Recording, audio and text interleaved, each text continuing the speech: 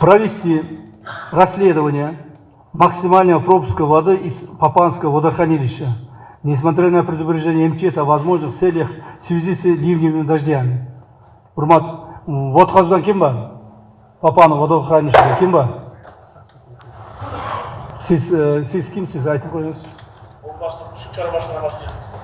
Областық су чарба айтыңыз. Областық су чарба басқармасының жетекшісі Абдуллаев Руслан. Так, жаныңыздағыч? Папан су сақтағысының жетекшісі Құлсан Төлембаев. Өкөң тұрып тұрғыла, емеч? Тұрып тұрғыла. Ошол жанағы Ош шаарын су алған күні негеді Папан су сақтағычынан ең көп су қой берілген. 59 метр куб секундасына.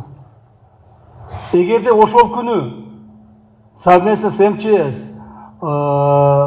су башкармалыгы ошол 59 кубту ошол күні қой бербей 2 саат 3 сааттан кейін же болсо кийинки күнү кой бергениңерде мынчалык чоң биз разрушениелерге кабыл болмок эмеспиз. Ак Буура дарыясына суунун батпай ашып кетишине суу чарбаны кызматкерлери дагы Папан суу сактагыч кызматкерлери чоң күнөөсү бар. Бул боюнча мен азыр айтамын, эмне жумуш жасашты. Мына бул жерде мына МЧСти маган фактически наполнение водохранилища деп туруп, бул жерде как положено данныйлар турат. Муну эч ким эч нерсе кыла албайт, эч ким муну кетире албайт. Муну азыр биз тергөө кызматтарына беребиз. Так, тергөө кызматтары тез аранын ичинде чараны көрөсүңөр. Эмне үчүн күн бүркөлүп атса, жамгыр жаап атса, Папанда ошол күнү эң көп сууну кой беришет.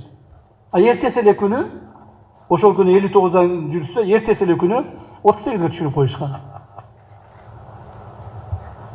Эртеси күнү 38ге түшүрүп койгон. Азыр болсо мына азыр көрүп атасыздар. Азыр мына чыгып карасаң, Ак Буурада суу почти жок. Аз гана агып атат. Туурабы?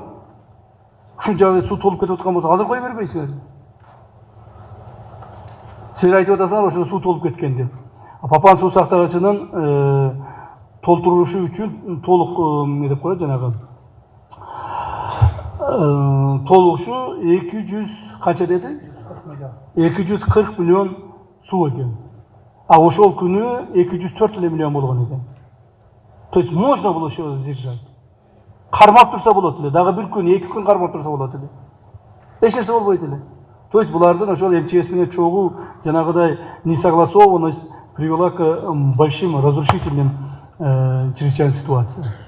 То есть силер күнөөлүү болдуңар. Уктуңарбы? Отуруңуздар. Жооп тартасыңар.